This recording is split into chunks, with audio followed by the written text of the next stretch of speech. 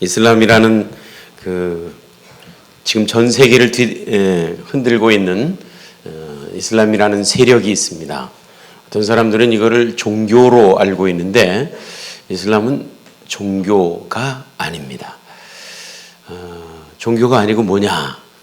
총체적인 시스템이라 그러죠. 종교는 심령을 다루는 겁니다.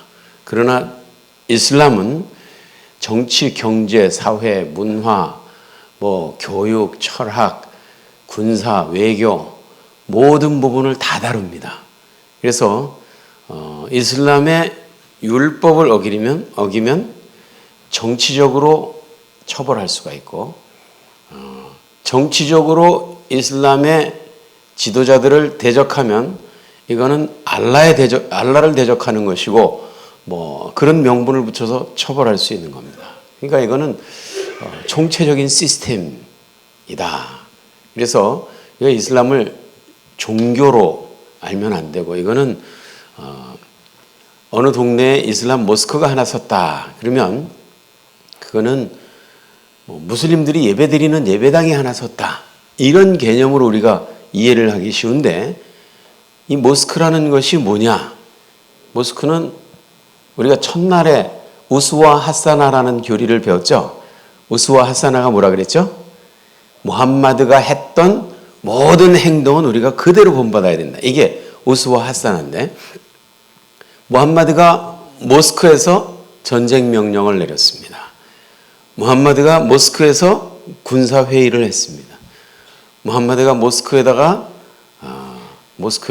무기를 숨겨두고 군사 전략을 짜고 암살 명령을 내리고 이 모스크에서 이런 것들이 다 이루어지는 겁니다.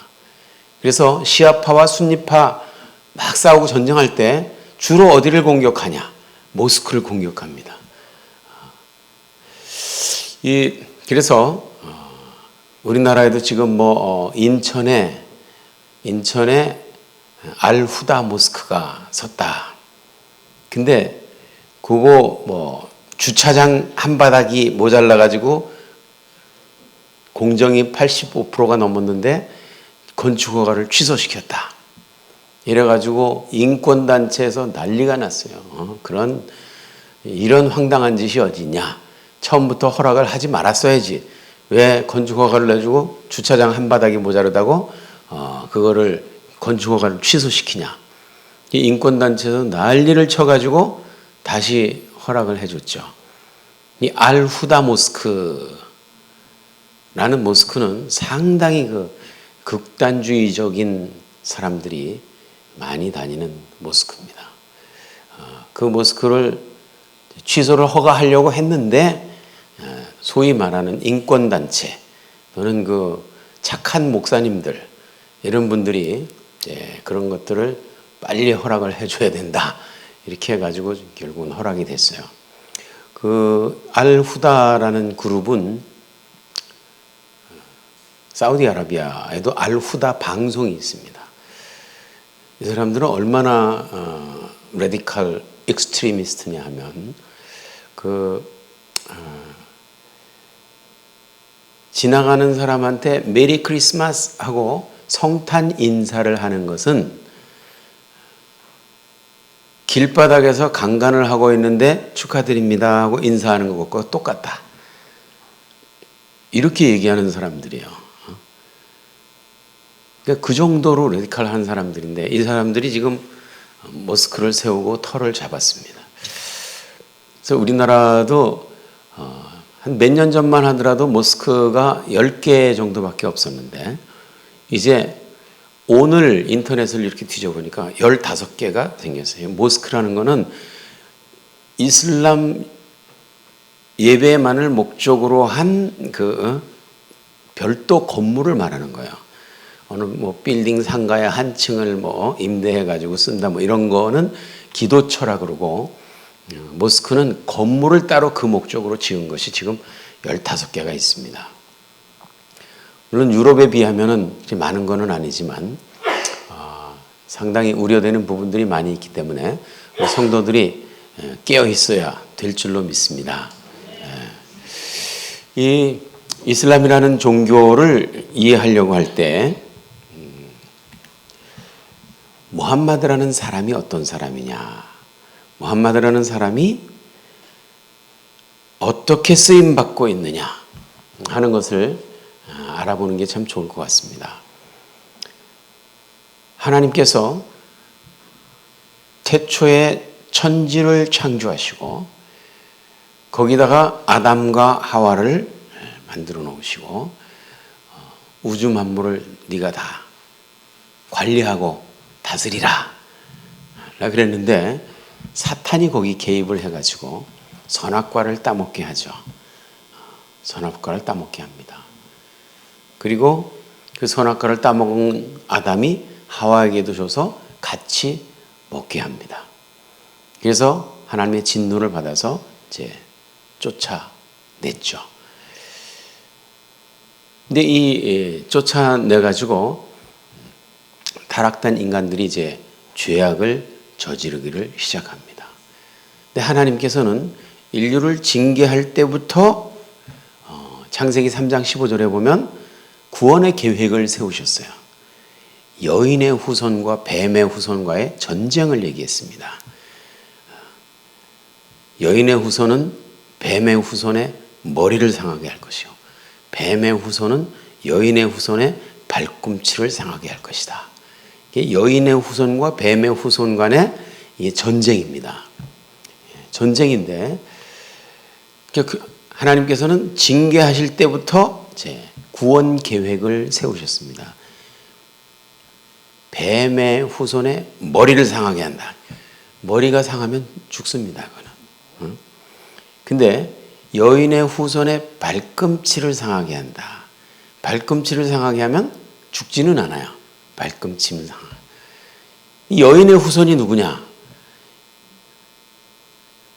성경에 보면 아브라함이 이삭을 낳고 이삭이 야곱을 낳고 야곱이 요셉을 낳고 남자가 남자를 낳고 남자가 남자를 낳고 남자가 남자를 낳는데 여자가 낳는 게 있어. 마리아가 요셉을 통해서 예수라는 사람을 낳는데 요셉은 동침하기 전에 낳았다. 그래서 요셉이 아버지가 아니에요. 그래서 요셉이 낳았다고 할 수가 없어. 그러니까 여인의 후손이 되는 거예요. 여자가 낳은 거예요. 사실은 성령님으로 말미암아 잉태돼서 태어났기 때문에 어떤 사람은 그래서 하나님의 아들이라 그런다. 성령님으로 말미암아 잉태됐기 때문에 그래서 하나님의 아들이라 그런다. 이렇게 얘기하는 사람도 있는데, 근데 무슬림들에게 전도하려면 하나님의 아들이라는 개념이 굉장히 이게 걸림돌이 됩니다. 무슬림들은 코란에 하나님이 아들이 있다라고 하는 것을 아주 저주스러운 것으로 봐요. 하나님이 누구랑 결혼해서 아들을 낳냐? 이 사람들은 육적인 생각밖에 몰라. 사실 이 하나님의 아들이란 무슬림들을 전도하려다 보면 하나님에게 아들이 있다는 건 말도 안 된다. 이거는 신성 모독이다. 하나님이 누구랑 결혼해서 아들을 낳냐? 하나님의 아들을 낳았다는 얘기나 하나님 부인이 있다는 얘기냐? 이러면서 이제 공격을 하는데 거기에 대해서 대비를 하지 않으면 공격을 당하고 그냥 입 딱 다물고 패하고 말아요. 그러니까 사실 이 아들이라는 개념은 성경에 보면 보아너게라는 말이 나오죠. 이게 무슨 뜻이에요? 우레의 아들. 우레의 아들. 우레의 아들이라는 말은 우레가 결혼해서 애를 낳았다. 그 얘기입니까? 우레가 누구하고 결혼해요? 결혼 못 하잖아요. 우레가 결혼을 못 하니까 우레의 아들이라는 말은 그의 인간 됨됨이와 성격과 성품과 모든 것들이 우레와 같이 급하고 강하다. 라는 이런 거를 말하는 거예요. 우레의 아들이라는 말은. 성경에 보면 바나바라는 말이 있어요. 바나바라는 말은 위로의 아들, 그런 얘기예요. 바나바. 위로의 아들. 위로가 누구하고 결혼을 해서 아들을 낳습니까? 그런 얘기 아니잖아요. 위로는 아들을 낳을 수가 없어요. 그러니까 위로의 아들 그 말은 이 사람은 위로 그 자체다. 이 사람만 옆에 있으면 그저 모든 게 다 위로가 되고 특별히 무슨 말을 안 하더라도 옆에만 있어줘도 위로가 되고 그 사람은 그 위로 그 자체다. 이 말을 위로의 아들이라고 이렇게 표현하는 거예요. 하나님의 아들, 하나님이 누구랑 결혼해서 애 낳았다는 얘기가 아니라 하나님과 성품과 인격과 품성과 됨됨이가 동등하신 분, 이거를 하나님의 아들이라 그러는 거예요.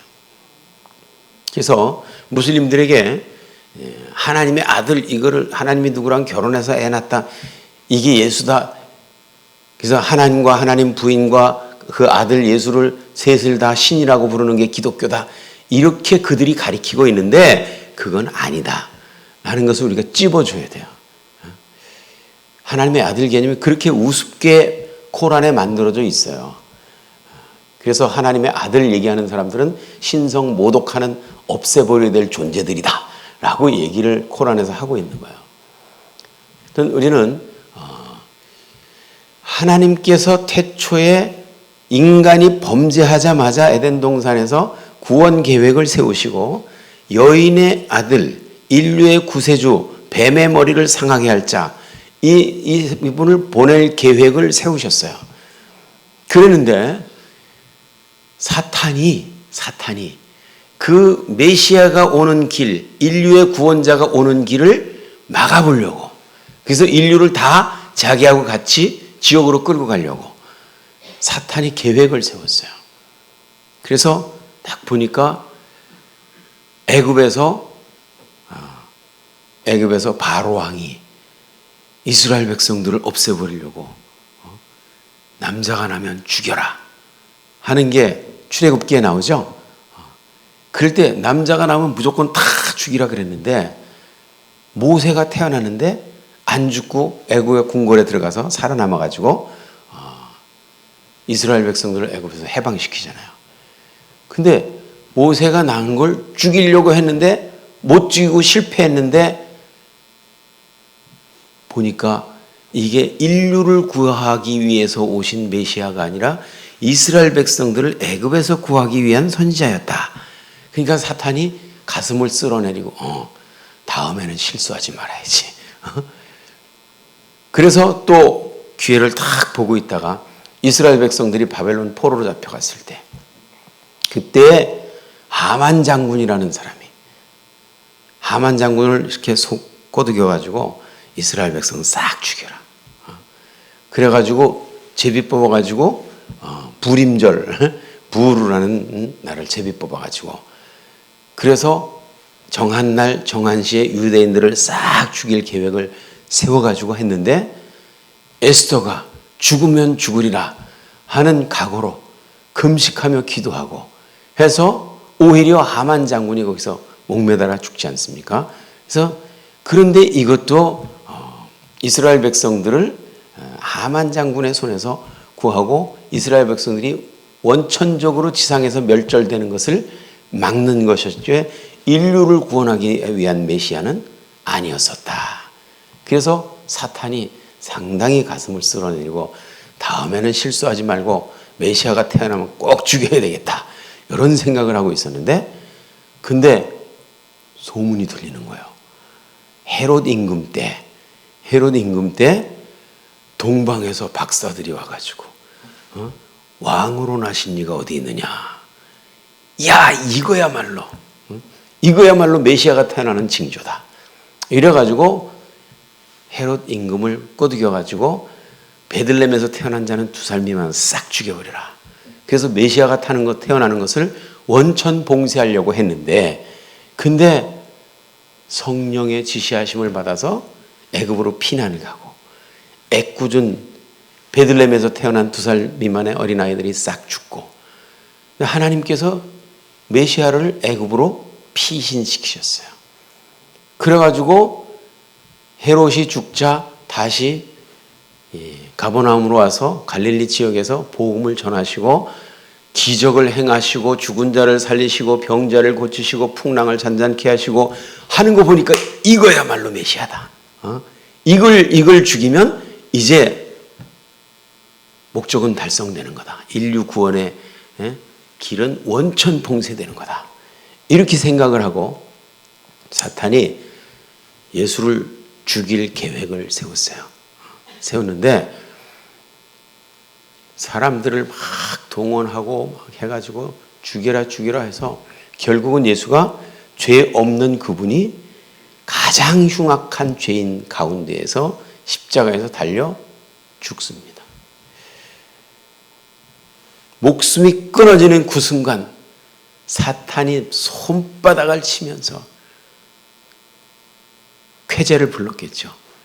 진짜 메시아인 증거가 너무나도 분명하고 확실한 그를 내가 죽였다. 이제는 하나님의 인류 구원 계획은 무너진 거다 라고 생각을 했는데 예수님 돌아가실 때 뭐라 그랬어요? 다 이루었다. 운명하실 때 다 이루었다. 하나님께서 인류를 구원하러 보내신 그 목적을 십자가 위에서 다 이루었다는 말이에요. 사탄은 이것만 죽이면 인류 구원 계획은 무산되는 것이고 이제는 온 인류가 다 지옥으로 갈 길을 열어놨다. 그러면서 손바닥을 치면서 사탄도 다 이루었다라고 쾌재를 불렀는데 하나님이 비밀 병기가 있었어요. 그게 뭐죠? 부활. 네. 그래서 부활해가지고 죽음을 이기시고 승리하셔서 인류 구원의 계획을 진짜 이루셨어요.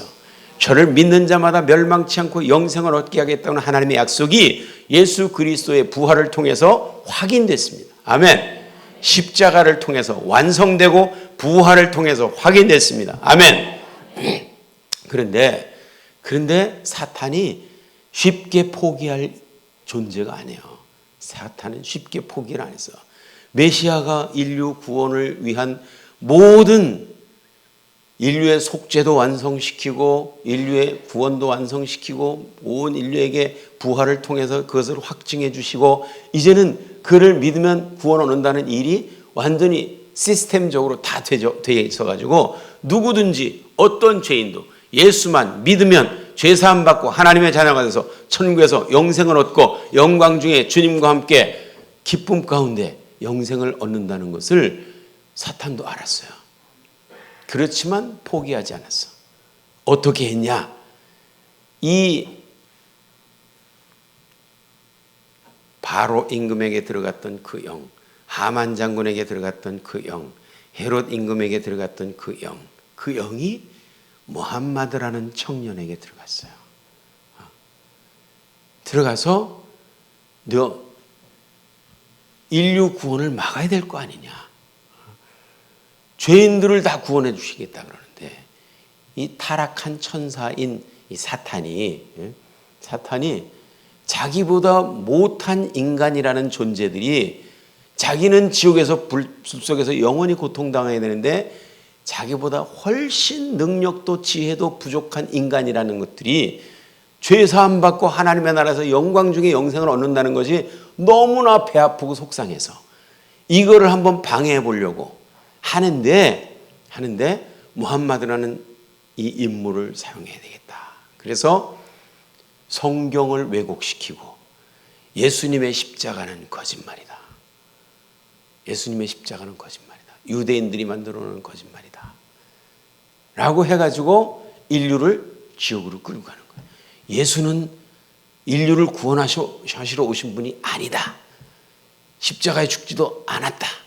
부활하지도 않았다. 예수는 신성이 없다. 훌륭한 인간 선지자일 뿐이다. 이렇게 만들어 가지고 인류를 지옥으로 끌고 가려고 그러는 거예요. 영적인 분별력이 있기를 주님의 이름으로 축원드립니다. 예, 이 무함마드라는 사람은 570년 주후 570년 사우디아라비아의 메카에서 쿠라이시 종족이라는 그 종족에서 태어났어요. 태어나서 지상에서 눈을 딱 뜨고 보니까 아버지가 이미 돌아가셨어요. 이거를 유복자라 그러죠. 유복자로 태어났어요. 그래서 6살까지는 어머니와 유모가 기르다가 6살 때 어머니도 돌아가셨어요. 그래서 할아버지 아부 무달립이라는 할아버지가 맡아서 기르다가 2년 만에 할아버지도 돌아가셨어요. 그래서 8살부터는 아부 달립이라고 하는 삼촌이 무함마드를 기르기 시작했어요. 근데 무함마드가 8살 때부터 삼촌에 의해서 길러지는데, 삼촌이 재산이 넉넉한 사람이 아니고 아주 지질이 가난했어요. 하루 벌어서 하루 먹는, 입에 풀칠하기도 힘든 참 어려운 형편에서 일하는데 8살짜리를 데리고 돌아다니면서 같이 일했어요. 양치기 할 때도 같이 가고, 상단 짐 꾸리는 데도 같이 가고, 무슨 건물 수리하는 데도 같이 가고, 이래가지고 막 잡일들을 하면서 아이를 키웠어. 근데 조금 돈이 있었으면 교육을 시켰을 텐데, 얘를 너는 아무 걱정하지 말고 그저 공부만 열심히 해라, 이렇게 해가지고 교육을 시켰을 텐데 이걸 교육시킬 시간이 없었어요. 돌아다니면서 같이 일해서 먹고 살아야 되니까. 그래서 얘는 8살부터 일로 잔뼈가 굵은 사람이에요. 그런데 25살 때쯤 돼가지고 어느 과부 집에 일하러 갔어요. 그 과부는 거대한 상단을 이끄는 부자예요. 근데 그 집에 가서 일을 하는데 보니까 이 무함마드라는 청년이 일을 너무 잘한다 이거예요. 어려서부터 일로 잔뼈가 굵은 사람인데 일을 참 잘할 거 아니에요. 마음에 쏙 들었어요. 그래가지고 그 40세 먹은 과부가 무함마드를 불러가지고, 야, 나는 네가 마음에 든다. 너 우리 결혼하자. 그러니까 이 무함마드는 이게 호박이 넝쿨채 굴렀다, 그렇죠? 이게 웬 떡이냐? 엄청난 부자인데 이 사람이 그 대상무역대들을 상단을 여러 개를 거느리고 있는 대단한 재벌 갑부예요. 그런 여자가 하루 벌어서 하루 먹는 날품팔이를 결혼하자 그러니까 무함마드가 덥석 물었어요. 그래가지고 결혼을 했죠. 그 여자는 40세, 무함마드는 25살, 15살 차이. 근데 이 무함마드가 이제는 경제 문제가 해결됐어요. 경제 문제가 해결되니까 뭐에 심취했냐면 종교 문제에 심취를 했어. 종교 문제를 심취해가지고 동굴 속에 들어가서 묵상을 하는 거예요. 묵상을 하면서 어떻게 하면 우리 꾸라이시 종족이 섬기는 이 신을 다른 사람들이 같이 섬길 수 있을까? 그때 무함마드가 태어났던 이 메카라는 도시의 이 카바 신전에는 360개 우상들이 들어 있었는데 그 중에 하나가 알라라는 우상이었었어요.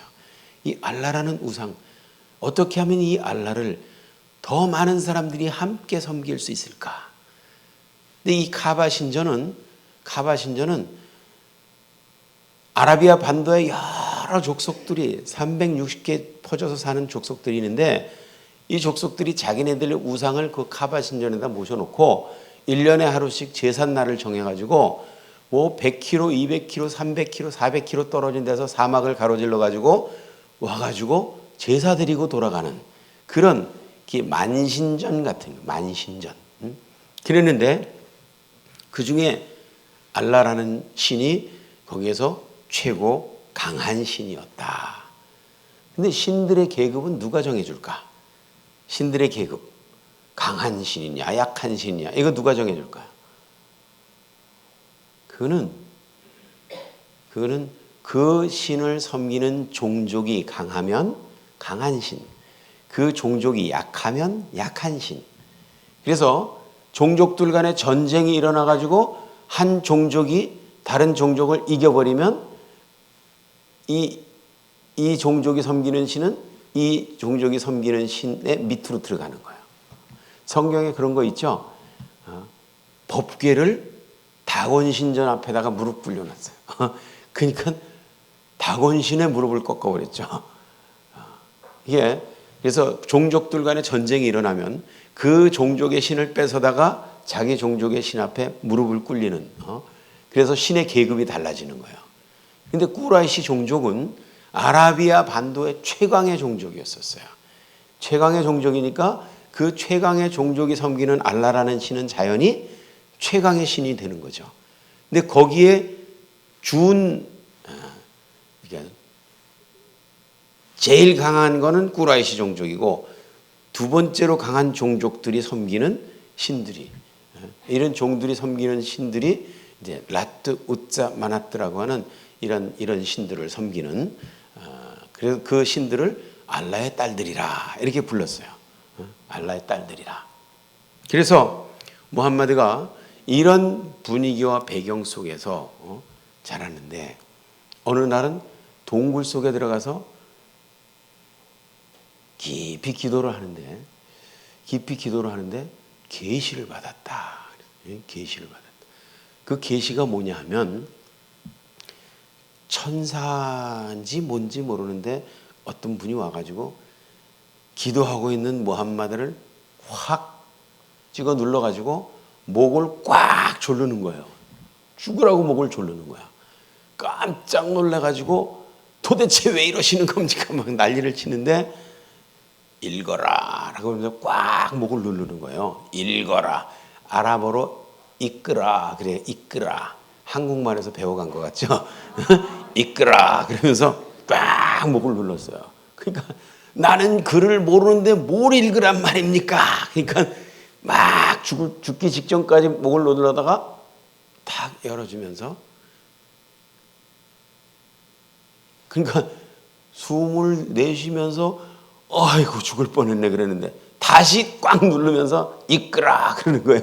글을 모른다니까요. 막 이러니까 죽기 직전에 다시 한 번 놔주면서 이제는 살았나 보다 그러는데 3번씩이나 그냥 찍어 눌러서 이끌아 그러니까 글을 모른다고 막 아우성을 치니까 그러면 낭송하라 그랬어요. 낭송하라.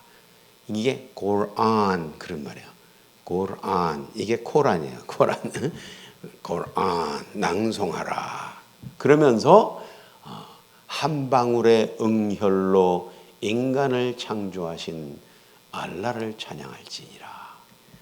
응혈이 뭐냐면 엉긴 피, 영어로는 클랏이라 그러는데 한 방울의 엉긴 피로 인간을 창조하신 알라를 찬양할지니라. 이러면서 그런 계시를 받았다 이거예요. 무함마드는 그게 뭔지 몰랐어요.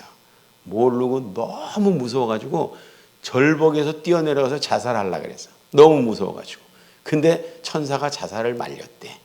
말리니까 집으로 막 와가지고 자기 부인을 부르는 거야. 카디자. 부인이 이름이 카디자예요. 카디자, 카디자 그러면서 막 들어가서 나 좀 덮어줘. 나 무서워 죽겠어. 그러니까 막 퍼대기로 탁 덮어주니까 부들부들 떠는데 그냥 막 한참 있다가 이제 떠는 게 잠잠해지니까 도대체 무슨 일이 있었는데 그러십니까? 그러니까 내가 동굴에서 이런 일을 당했는데 정말 꼭 무슨 무서운 일이 일어날 것만 같아. 나 미치겠어 무서워서. 그러니까 카디자가 뭐라 그랬냐면 당신은 좋은 사람이고 좋은 일을 많이 했기 때문에 알라께서는 당신에게 결코 해로운 일을 하시지 않을 겁니다. 이렇게 얘기했어요. 알라께서는 거기서 알라라는 말이 나와요. 그러니까 그 종족이 알라라는 신을 섬기던 종족이었다 하는 것을 볼 수 있는 대목인데 그래서 알라는 당신에게 결코 해로운 일을 하지 않을 거다. 근데 동굴에서 일어난 사건이 도대체 무슨 사건인지를 몰랐어요. 그래서 카디자가 자기의 그 친척 중에 이 영적인 문제에 대해서 아주 조예가 깊으신 분이 계시다. 이분이 나우팔 와라카 이븐 나우팔이라는 사람이에요. 와라카 이븐 나우팔이라는 사람인데 이 사람은 성경을 필사하던 사람이에요. 성경을 필사하던 사람인데 이 사람이 나이가 많아가지고 눈이 침침해져가지고 이제는 성경 필사하는 걸 멈추고 그리고 이제 그냥 늙어가지고 그렇게 혼자 살고 있는 분인데 이분을 찾아가서 한번 물어봅시다. 무함마드가 그래 같이 가자. 그래서 이제 같이 가서 물어봤어요. 무엇을 보았는가? 그랬더니 옥에서 이 동굴에서 일어났던 이 히라 동굴이라는 메카 부근에 있는 동굴이 있는데 거기서 일어났던 일을 얘기를 해준 거야. 그랬더니 이 와라카 이븐 나우팔이라는 사람이 그대는 모세에게 나타나던 그 선지자를 본 것입니다. 그 천사를 본 것입니다. 모세에게 나타났던 그 천사를 본 것입니다. 당신은 앞으로 위대한 선지자가 될 텐데 많은 사람이 당신을 대적할 겁니다. 내가 만약에 그때까지 살아있다면 내가 강력하게 당신을 후원할 겁니다. 이렇게 얘기를 하고 며칠 있다 죽었다. 그러니까 아무도 그것이 진실인지 아닌지는 몰라요. 무함마드가 그렇게 얘기하니까 그런가 보다라고 사람들이 알고 있는 거죠. 그래서 무함마드는 이제 자기가 선지자라는 사실을 스스로 자각하기보다는 다른 사람이 그게 모세에게 나타났던 천사다고 얘기하니까 그거를 듣고 그런가 보다 하고 한 2년 동안은 그냥 지냈는데 2년 만에 또 그런 현상이 또 나타났어요. 그래가지고 수시로 그런 현상이 일어났는데 그때마다 무함마드는 막 발작을 일으키고 거품을 품고 막 낙탈처럼 이 목마른 낙타처럼 헐떡거리고 막 이러면서 하디스라는 책에 보면 그런 게 나와요. 그렇게 나왔는데 이거는 마치 신내림 현상 들어보셨어요? 무당이 신내림 받을 때 나타나는 현상 하고 똑같은 현상. 이 가브리엘 천사는 그렇게 안 나타납니다. 분명히 나타날 때 나는 주께서 보내신 천사 가브리엘이니라. 오늘날 내가 네게 좋은 소식을 전하러 왔다. 아주 신사적으로 자기를 소개하고 인격적으로 대하잖아요. 어딜 나타나자마자 목을 졸르고 가브리엘 천사는 그렇게 안 나타나거든요. 근데 무함마드가 그게 뭔지도 모르고 남들이 그렇다 그러니까 그런 줄 알고 나중에 이제 이 이슬람이라는 신앙을 확정할 때 그때 이제 기독교인들은 가브리엘이라는 천사가 있다더라.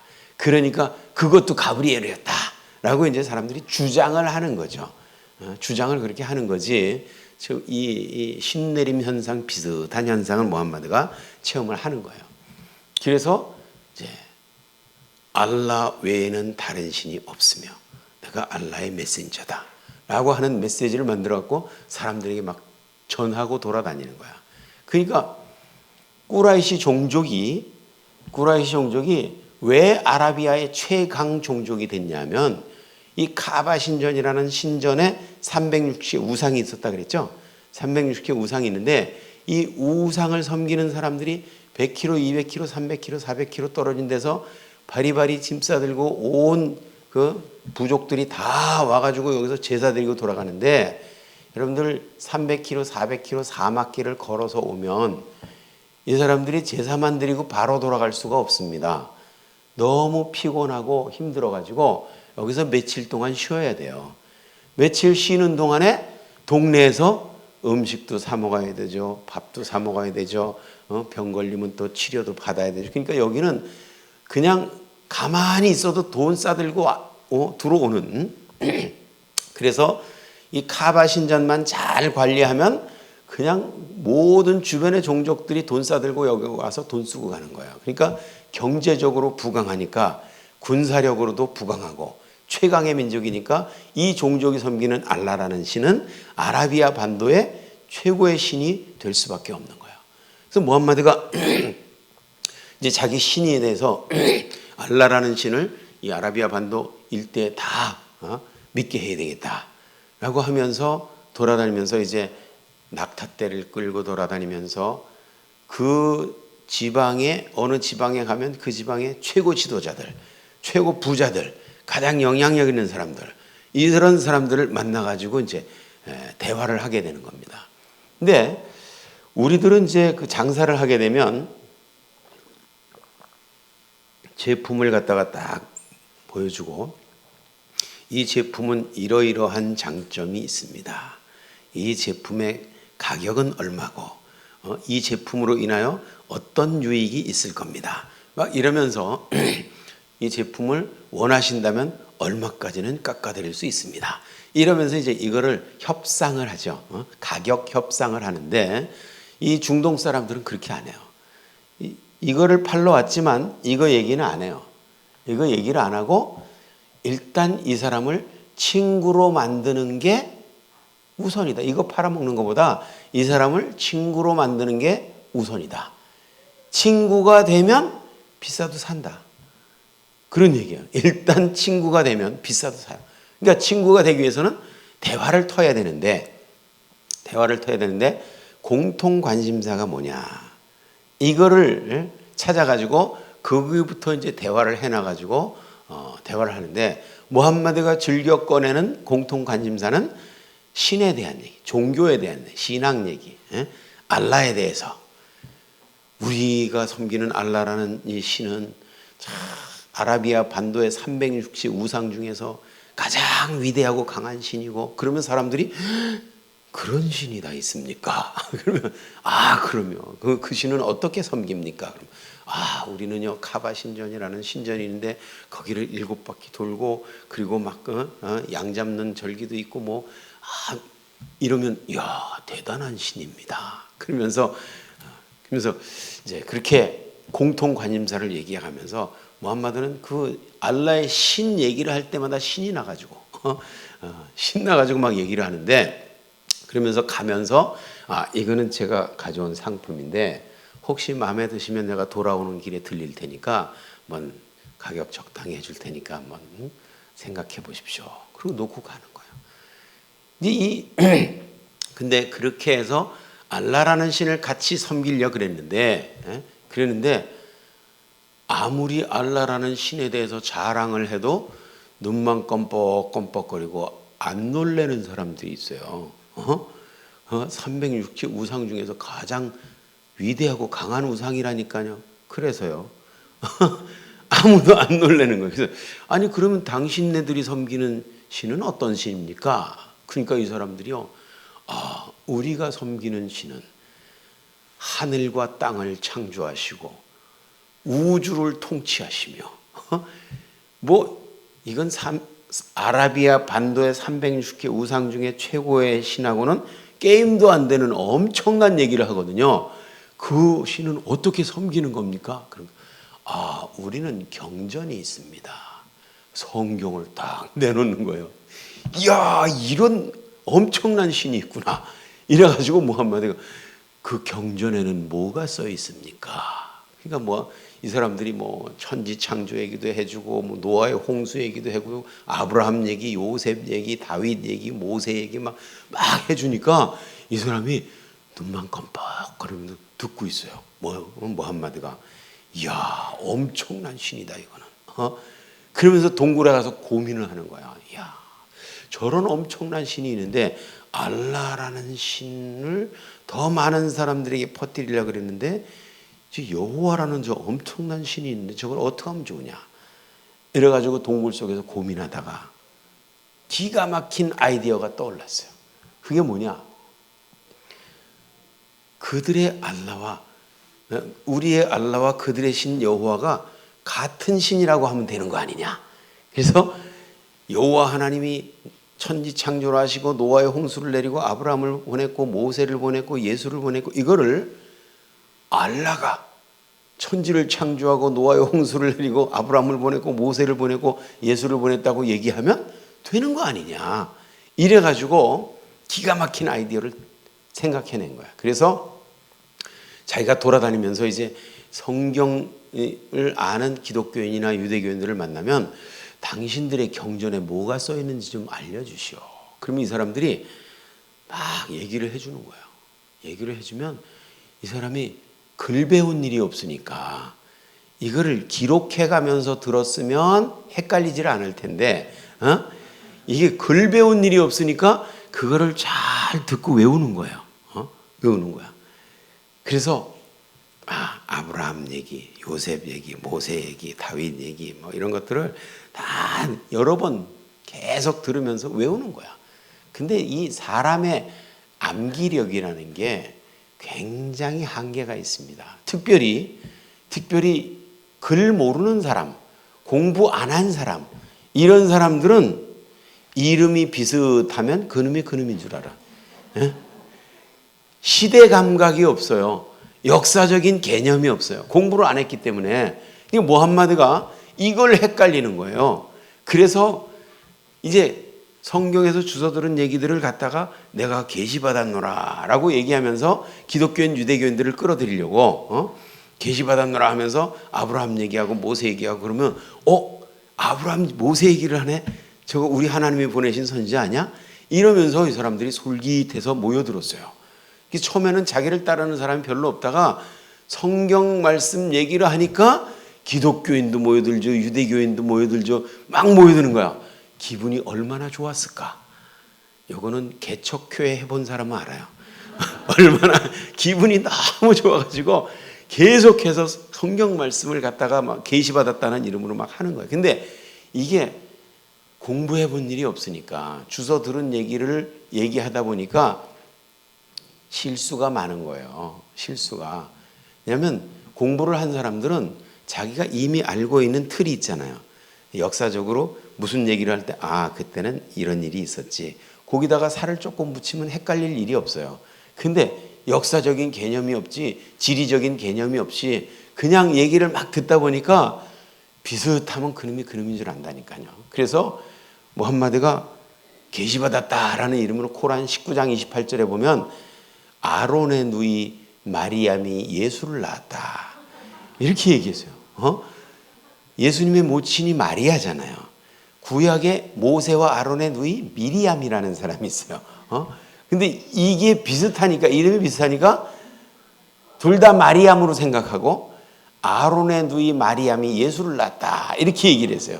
그러니까 이 기독교인들이 기가 막혀가지고 저게 무슨 계시냐 저게. 말도 안 되는 저런, 아직도 코란에 있어요. 그게 코란 19장 28절에.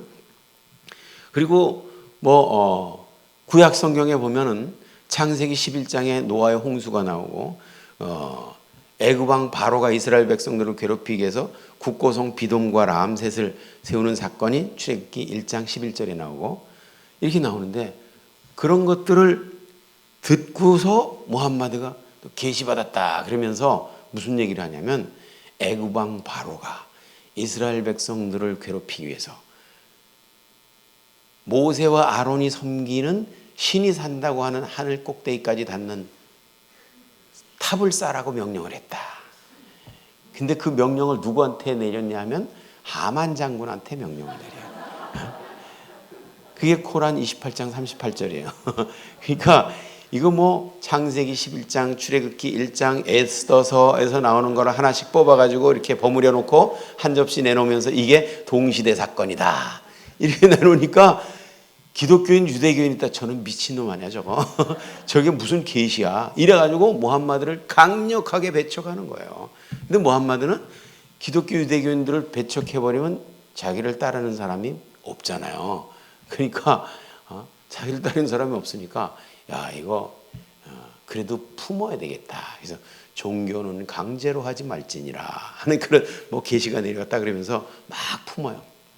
근데 꾸라이시 종족이 자기네 종족들 안에 자기 종족의 어른들인데, 이 어른들이 무함마드를 불러가지고 야 무함마드 너 요새 쓸데없는 얘기하고 돌아다니는데 알라 외에 다른 신이 없다니, 야 그럼 다른 신을 섬기는 사람들이 우리 동네에 제사드리러 안 오면 경제적으로 얼마나 타격이 나는지 아냐? 너 그러니까 쓸데없는 소리 하지 마라. 알았어? 예, 알겠습니다. 그리고 와서 몰래 하고 돌아다니는 거예요. 근데 한 250마일 정도 떨어진 거기에 야스립이라는 동네가 있는데 거기서 사람들이 제사 드리러 왔어요. 제사 드리러 왔는데 무함마드가 거기서 강력하게 또 알라 외에 다른 신은 없으면 내가 알라의 메신저다라고 얘기를 했더니 이 사람들이, 그 사람들 중에 7명이 내가 당신에게 충성을 하겠습니다 하고 충성 맹세를 했어요. 그리고 또 갔는데 그 다음 해에 또 제사 드리러 왔을 때 또 가가지고 막 얘기를 했더니 이번에는 70명이 내가 당신에게 충성하겠습니다. 그리고 이 사람들이 제사 드리고 갔어요. 근데 그게 소문이 나니까 이 꾸라이시 종족의 어른들이 저는 가만두면 저거 일 저지르겠다. 저걸 없애버리자. 이래가지고 핍박이 시작되는데 무함마드는 그 핍박을 피해서 도망을 가야 되겠는데 어디로 갈까 생각하다가 자기에게 충성을 맹세한 사람들이 살고 있는 야스립으로 간 거예요. 글로 가자. 그래서 거기서 사람들이 무함마드를 영접하고, 무함마드가 도망갈 때 같이 따라간 사람들이 있어요. 고향을 버리고.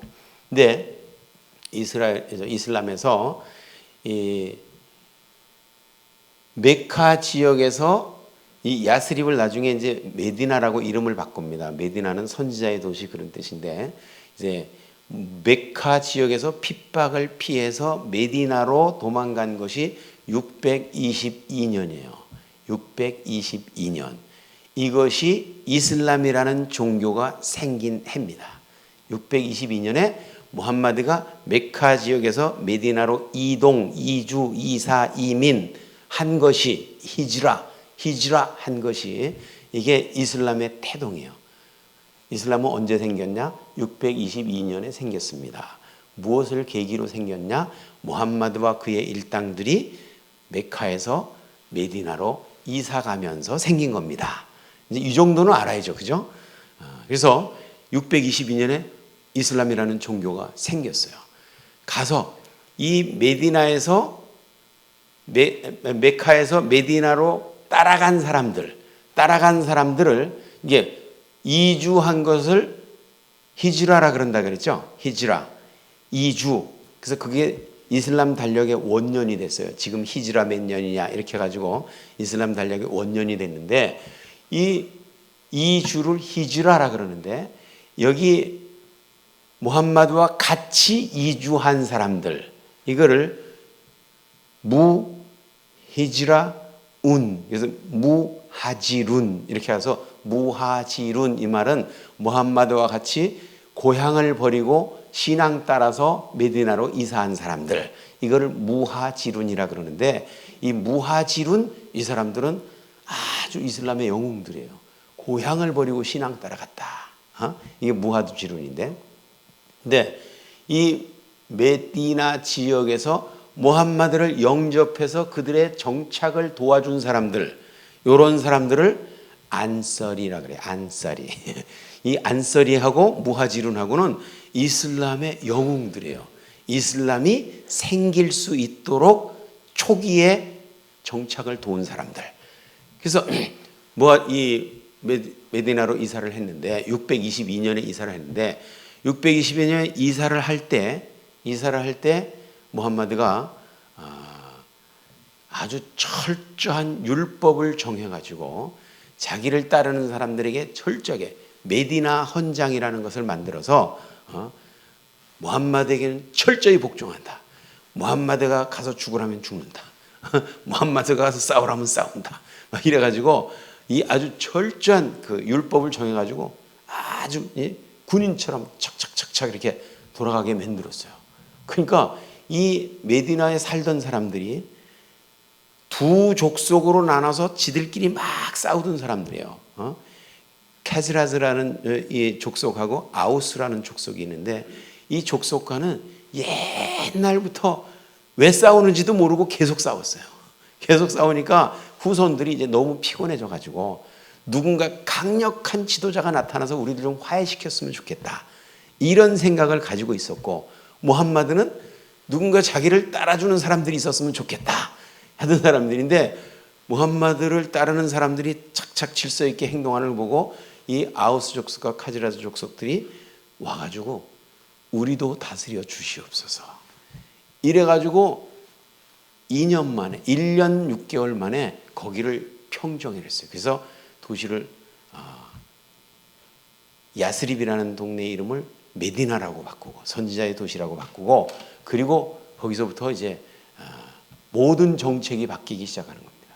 근데 여기서 정착할 때 18개월 동안 보니까 주변에 유대인 족속들이 참 많은 거예요.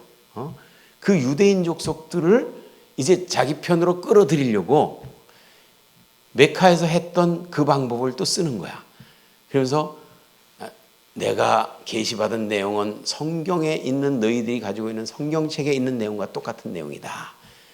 내가 섬기는 알라는 너희가 섬기는 하나님과 같은 신이다 라고 하면서 거기다가 한 가지 또 보태가지고 유대인들은 하루 3번씩 예루살렘을 향해서 기도하는 걸 봤어요. 그래서 우리도 같은 신을 섬기니까 예루살렘을 향해서 기도한다. 그리고 무함마드가 예루살렘을 향해서 기도를 했어요. 그래서 사람들이 아니 왜 예루살렘을 향해서 기도합니까? 묻지 말고 무조건 따라해.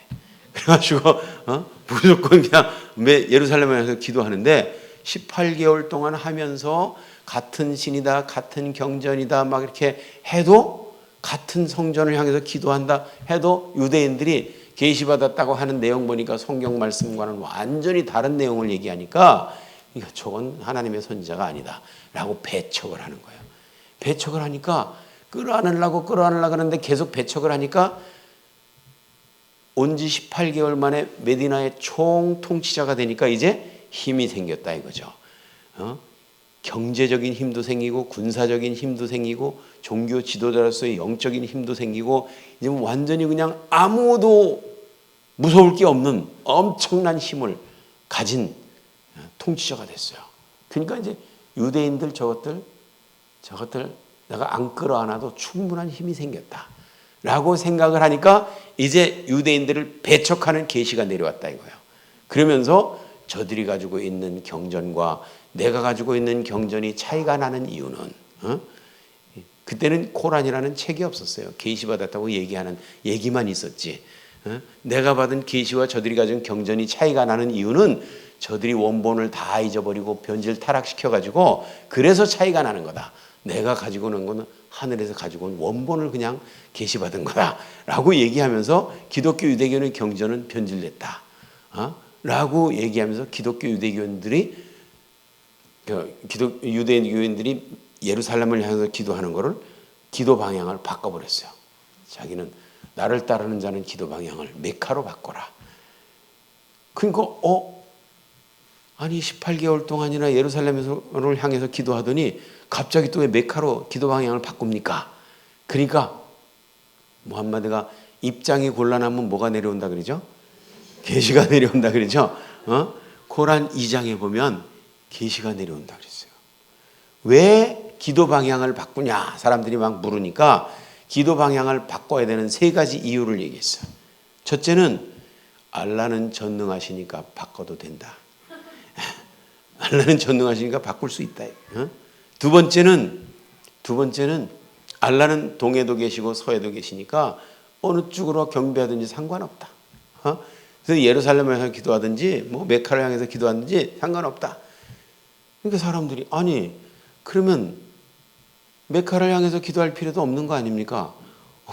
거꾸로 기도하나 바로 기도하나 미국을 향해서 기도하나 한국을 향해서 기도하나 어느 방향으로도 기도하는 건 상관없는 거 아닙니까? 왜 꼭 메카로 방향을 맞춰서 기도해야 됩니까? 이렇게 얘기하니까 3번째 이유를 댔어요.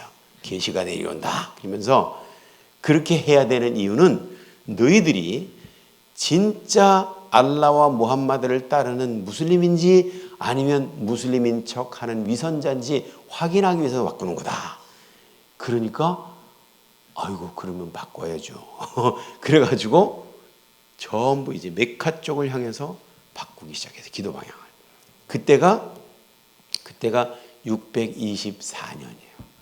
622년에 메디나로 이사 왔다 그랬죠. 24년부터 기도 방향을 바꾸기 시작했어요. 근데 기도 방향을 바꿨을 때 그 사우디아라비아 메카에는 360개 우상이 그냥 들어 있었어요. 360개 우상이 그냥 들어있는 메카의 카바 신전을 향해서 기도를 한 거예요. 근데 무함마드가 정권을 딱 잡고 나서 주변에 있는 유대인들을 이놈들을 없애버려야 되겠다. 이래가지고 그 주변에 유대인 족속들이 많이 사는데 나디르 족속이라는 유대인 족속을 찾아갔어요. 그 족속들은 아주 평화롭게 그 대추야자나무 있죠. 대추야자나무 농장을 짓는 그런 농사를 짓는 사람이에요. 그 사람들을 찾아가가지고 대추야자를 몇 개를 베어버렸어요. 베어버리니까 사람들이 깜짝 놀래가지고 아니 이 높은 대추야자 나무가 저렇게 클 때까지 수십 년이 걸렸는데 이걸 왜 잘라버리는 겁니까? 우리 농사를 망치려고 그럽니까? 막 그러면서 사람들이 난리를 치니까 무함마드가 추장오라 그래. 그래서 족장이 왔어요. 아니 제가 이 나디르 족속의 족장입니다. 무슨 이유로 남의 농사를 망치시는 겁니까? 그랬더니 무함마드가 이렇게 얘기했어요. 지금부터 내가 당신들을 보호해 줄 테니까 세금을 내라. 그러니까 이 사람이 깜짝 놀랐어요. 아니 우리는 여태까지 수백 년 동안 이 땅에 살면서 아무도 침략한 적도 없고 아무도 우리를 공격한 적도 없는데 누구로부터 우리를 보호해 준다는 말입니까? 그랬더니 무함마드가 나로부터 내가 안 죽일 테니까 세금 내라 그 얘기예요. 그러면서 세 가지 옵션을 주겠다. 첫째는 나한테 덤비다가 죽을래. 두 번째는 세금 내고 평안하게 살래. 세 번째는 이 땅을 떠날래. 셋 중에 하나 골라라. 그랬더니 이 사람들이 막 군사들이 중무장을 하고 와가지고 을러대니까 그렇다면 저희가 떠나겠습니다. 떠나되 무기는 가지지 말고 떠나. 손에 들을 수 있는 것만 들고 가. 그래가지고 나디르 족속 수백 년 동안 그 땅에서 평안하게 살던 나디르 족속이 그 땅을 떠났어요. 그랬는데 그 주변에 있던 유대인 족속으로 이제 가가지고 같이 살았죠. 근데 그 주변에 꾸라이자 족속이라는 족속이 있어요. 무함마드의 족속은 꾸라이시 족속이고 꾸라이자 족속이라는 유대인 족속이 있는데 거기에 들어가서 이제 이 사람들이 그런 얘기를 했더니 꾸라이자 족속이 무함마드가 언제 또 우리를 괴롭힐지 모르니까 우리가 아라비아 반도의 최강 족속인 꾸라이시 족속하고 동맹을 맺자. 이래가지고 가서 동맹을 맺었어요. 동맹을 맺었다는 소리를 무함마드가 듣고 안 되겠다. 저놈들을 싹 진멸해버려야 되겠다. 이래가지고 거기서 거리가 머니까 꾸라이시 족속에서 꾸라이자 족속까지 오려면 거리가 머니까 미리 딱 가가지고 숨어 있다가 갑자기 쳐들어가가지고 여기서 남자들은 다 죽여버리고 여자들은 니들 맘대로 해. 그러면서 이제 막 공격을 명령했어요. 그래서 남자들은 다 이렇게 잡아다가 구덩이를 파라 그랬어요. 큰 구덩이를 파고 거기다가 한 사람씩 구덩이 앞으로 가. 그래서 구덩이가 깊으니까 구덩이 앞에 딱 서잖아요. 그러니까 거기서 목을 탁 잘라가고 확 밀어버리는 거예요. 한 사람씩 그냥 구덩이 앞에서 목을 쳐가지고 구덩이를 다 넣어버렸어요. 그러니까 구덩이 속에는 목 잘린 시체들이 그냥 피투성이가 돼가지고 막 엉켜 있는 거야. 그 여자들은 다 살려가지고 잡아놨으니까 여자들 중에 제일 예쁜 거 두 사람을 골랐어요. 그래서 두 사람을 골라가지고 한 여자한테 이 구덩이를 한번 돌아봐라.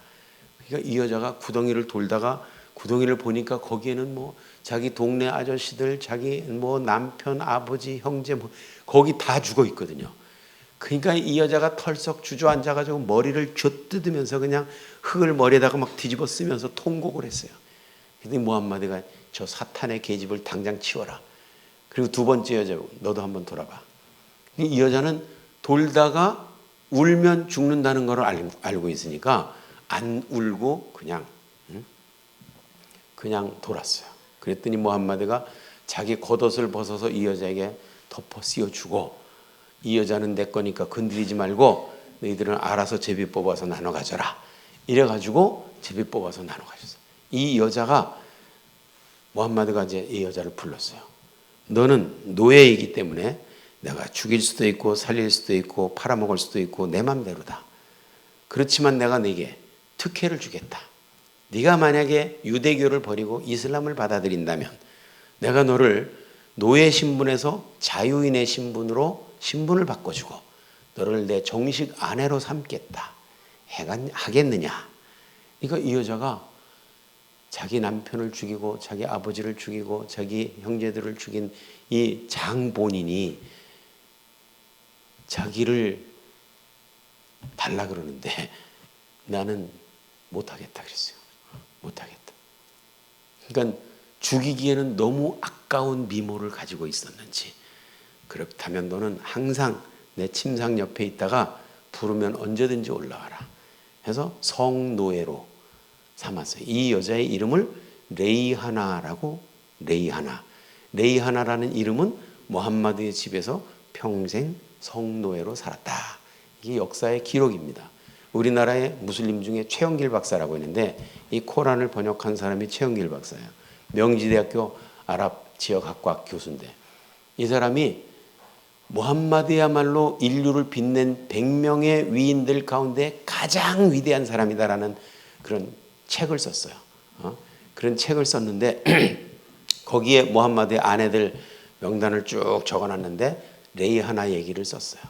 레이하나는 무함마드의 집에서 평생 같이 살았다. 이렇게만 간단하게 써놨어요.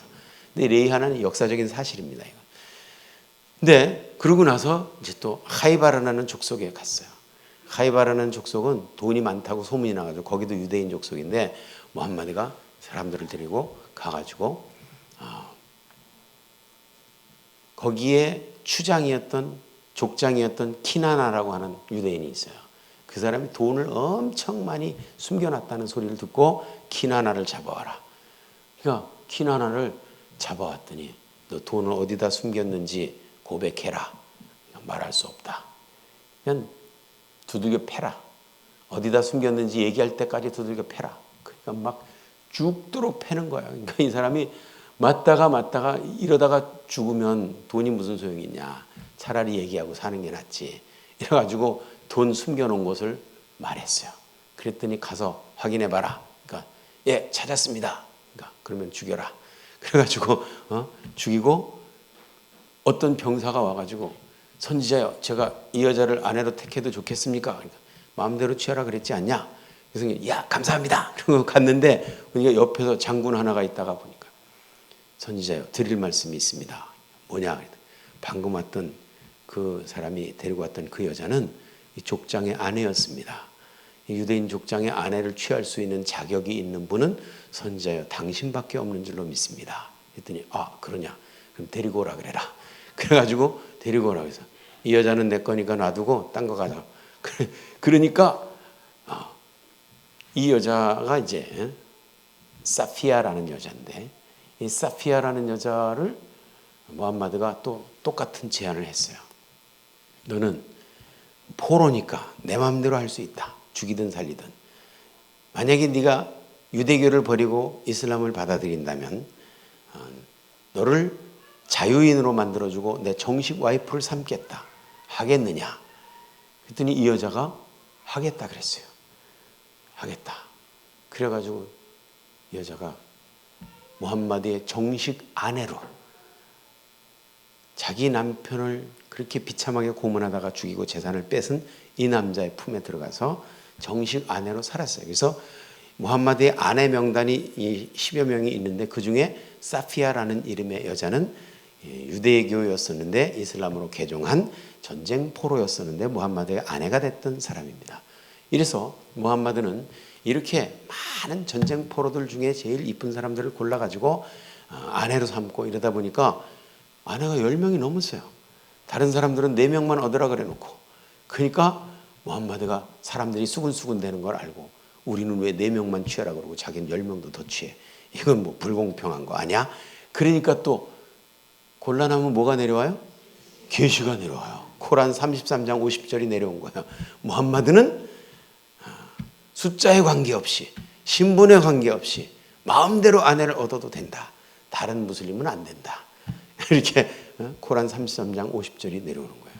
아무튼 이 이슬람이라는 종교가 이렇게 해가지고 무함마드가 결국은 군사들을 10,000명을 이끌고 메카를 쳐들어가가지고 메카를 점령을 하고 메카 안에 들어있는 360개 우상들을 다 깨뜨려버리고 그리고 이것은 오로지 알라의 신전이다 라고 선언한 것이 630년입니다. 630년에 그래서 메카를 점령하고 알라가 위대하다고 길길이 뛰면서 알라후 아키바레를 외치고 이렇게 하면서 무함마드가 632년에 죽었습니다. 632년에 죽었을 때 그때는 코란이라는 책이 없었어요. 그랬는데 나중에 무함마드가 계시받았다는 내용들을 다 외우고 있던 사람들이 전쟁터에 나가서 막 죽고 그러니까 이러다가 코란이 없어지겠다. 외우고 있는 것들을 다 수집해가지고 우리가 책으로 묶자. 이래서 나중에 이제 코란이라는 책이 무함마드가 죽은 지 수십 년 지난 다음에 이 책이 이제 수집돼가지고 엮어지는 겁니다. 그래서 이슬람이라는 종교가 생겼는데 이런 종교가 어떠한 과정으로 생겼는지는 제가 지은 책 무함마드의 계시는 왜 자꾸 바뀔까?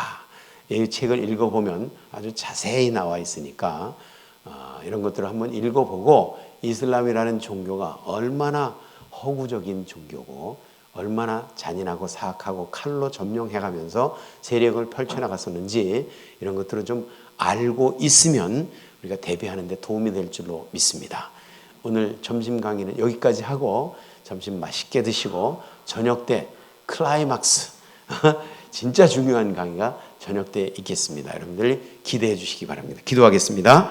고마우신 하나님 은혜를 감사합니다. 심히 부족하고 허물많은 종을 이 귀한 재단에 불러주셔서 이슬람에 대해서 나누게 하심을 감사합니다. 하나님, 이것은 누구를 폄하하고 비난하기 위해서 하는 것이 아니라 그들의 정체를 알아야 우리 교회를 지키고 우리 가정을 지키고 우리 국가의 안보를 지키고 우리 후손들에게 평화로운 미래를 물려줄 수가 있기 때문에 우리가 그 정체를 알고자 하는 차원에서 정보를 나눈 겁니다. 하나님, 우리가 이슬람의 악한 영과 그 가르침은 분명히 알고 대적을 하되 그 영에 속고 있는 무슬림들은 절대로 미워하거나 두려워하지 말게 하시고 불쌍히 여겨서 그들을 위해서 기도하고 그 얼어붙은 마음이 녹아내리게 도와주시고 그래서 그 눈을 뜨게 해서 참 주님을 만날 수 있게 도와줄 수 있는 지혜로운 청지기들이 되게 하여 주옵소서. 그래서 저들도 예수 믿고 구원받을 수 있는 놀라운 역사가 우리들을 위해서 많이 일어날 수 있도록 주님 역사하여 주시옵소서. 감사드리며 예수님의 이름으로 기도합니다.